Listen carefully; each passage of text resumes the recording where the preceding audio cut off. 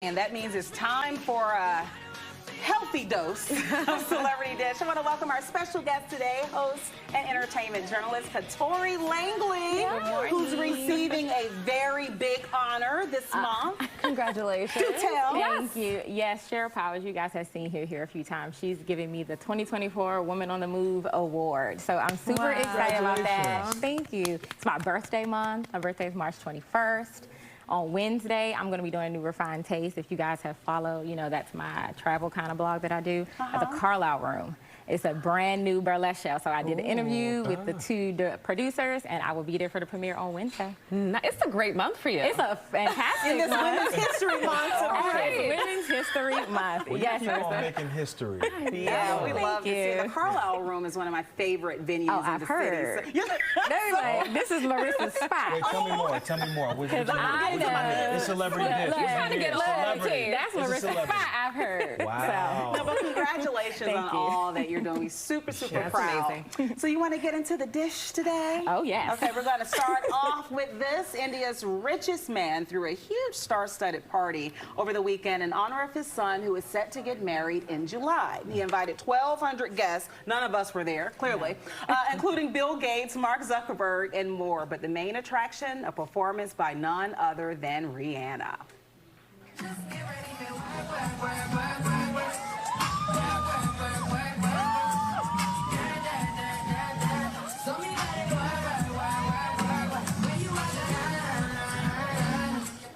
Okay, bad girl Riri. According to TMZ, Rihanna was reportedly paid $6 million for her performance, and apparently all it takes is for Riri to get back on stage is a hefty paycheck. You got to pay for it. We haven't seen the singer on stage since last year's Super Bowl halftime show, and performance marked the singer's first full-length concert since November of 2016. So, did you all see it, and do you think this is a preview to a world tour, perhaps?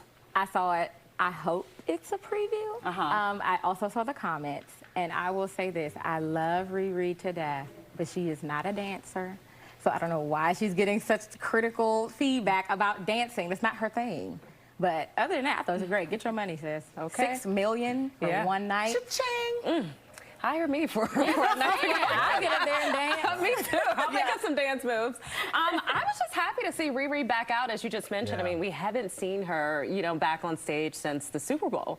So it's just really exciting to just see her get out there, have some fun, whether, you know, folks were, you know, down for her dance moves or thought she needed some work. I thought she was work, and it out at that party. So well, yeah, and I think, too, outside of the performance itself, she was all over town going to other post parties after the main performance. And to your point, Makia, she was having fun. Yes. And that's what I wanted to see. And Tori, I couldn't agree more. She's never been a dynamic live performer. I mean, let's just tell the truth about it. But her catalog is crazy. I like her. I love what she means for women. I mean, she's a billionaire, great philanthropist. So anytime I see Riri, that's a win in my book. I actually think she's a dynamic performer. I think she's incredible. I mean, I saw the Fenty show, which was amazing and showcased her talent and how creative she is and her brilliance. But it is good, like you said, Makia, to see her back out after so many years of not being on. And of course, the Super Bowl was the last time we saw her. But here's the thing, right? She got paid to do it. And you always want to get to a point in your life where you're paid to do it. And I know we've talked to some artists who will say after pregnancy it's hard to get back on stage. Your life completely changes. And so seeing her find her stride again, I think we can celebrate that. I'm wondering we were getting new music. That was the biggest question. I mean, not a world tour, but I guess we got to pay Riri for that, too. She gave you a baby. What do you want? We miss new music from her. Yeah, I do miss hearing her voice. I enjoyed it. Tell the haters be gone already. That's all I'm saying. Next up, while Jennifer Lopez continues celebrating her latest album, This Is Me Now, but Life and Style reports that Ben's ex-wife, Jennifer Garner, is not having it. An insider told the outlet the album is banned in her household. The insider also told Life and Style that Jen Garner finds her ex-husband's new wife's music cringe. She doesn't want her kids hearing J-Lo singing about Ben climbing on top of their stepmom to align their bodies. Jen Garner shares kids Violet, 18, and Serafina, who's 15, and Samuel, 11 years old, with Ben. Do we even believe this to begin with? I hope it's not true. I love Jennifer Garner. I think she's like the sweetest lady, and I don't want to hear this because this is not very sweet. And those kids are how old? They know how they got on this earth. They know how they got here. Right. I'm like, so to make it seem as if, oh, it's like their ears, they can't hear it. I mean, come on. That's why I don't believe this to be true. I hope it's not true. Yeah, I don't know. We'll just keep our eyes peeled. I haven't checked out the documentary yet. I know you said you started watching some of it. I started to. After reading the comments, Yeah. I hear it's like a comedy. It's so... It's good. You know, I got to stay up on it. The movie was good. The documentary is good. You get to see a lot about her life and about her and Ben and what really happened. I didn't know he left her 3 days before the wedding. He broke it off. Okay, well, that's all I need to hear. Right. I'm watching. Yeah, I don't think this story. I think that's some insider made-up beef. I just don't see Garner going there. Yeah, I mean, mixed family drama is always something salacious. So, I mean, I hope that that's not the case. Jennifer is also a class actor. She wouldn't involve herself in that. So, at least we know. So, all right, let's take about this story here. So, speaking of family drama, when it comes to the feud between Miley Cyrus's mom and sister, Miley apparently had no idea. According to People magazine, Miley was unaware that Noah and the actor Dominic Purcell allegedly dated before he married Tish Cyrus. Now, People magazine went on to say that Miley acknowledges it is a strange situation, but that she just wants her mom to be happy. What a great daughter that is. Last week, it was revealed that 24-year-old Noah and 54-year-old Dominic were seeing each other before Dominic began dating the Cyrus. Wow.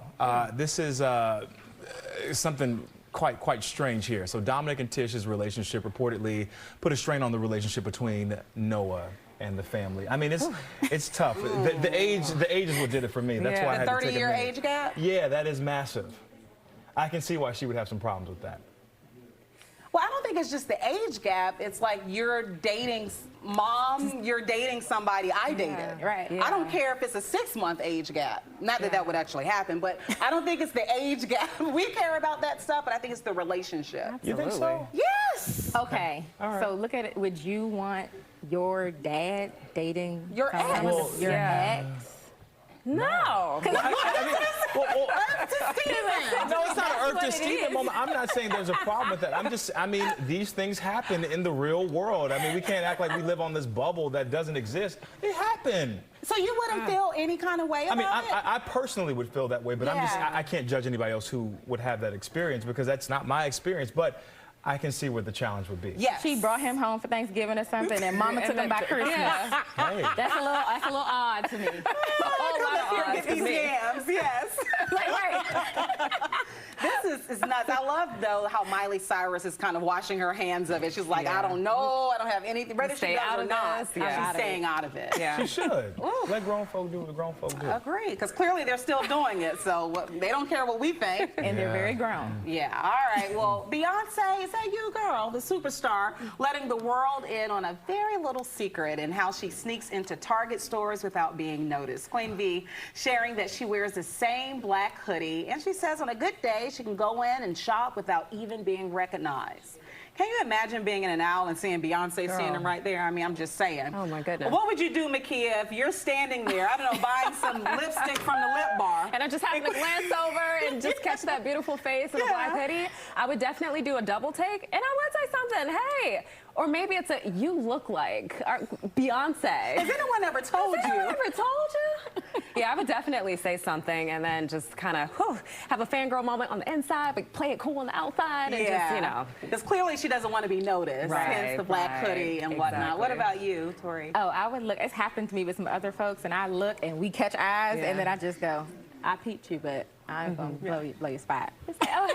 I remember one time, years ago, I just remembered this. I was walking through Hartsfield-Jackson, the airport in Atlanta, and I bumped into a guy who was in a hoodie. I look up, it's Lil Jon. I kid you not. And I wanted to say, what?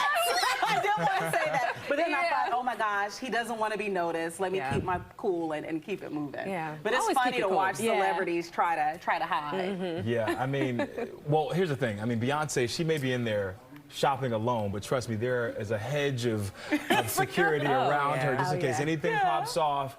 I love seeing the fact that she's normalizing her life. And Target is such a normal experience for a lot of Americans, and to see her being able to go out and shop to do that. If she got to wear a hoodie, if she's got to wear glasses, if she's got to wear, you know, new makeup, she's got to wear Sacred is probably that mullet. there soon. She probably wear that mullet, you know, that she's wearing those pictures and really mix it up a little bit.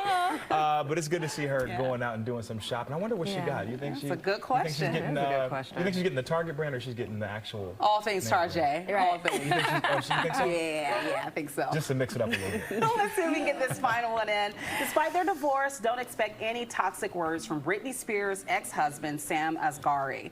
He says he won't badmouth the singer, telling People magazine that he never understood why people talk badly about each other after parting ways. He went on to say that their marriage will, quote, always be a chapter in my life, and that it was a blessing to share life with someone. Asghari and Spears married back in 2022. Of course, he filed for divorce 14 months later. If only more people could take this approach after they divorce. I think that's great to still respect her, you know, over and beyond everything that's happened. I agree. Yeah.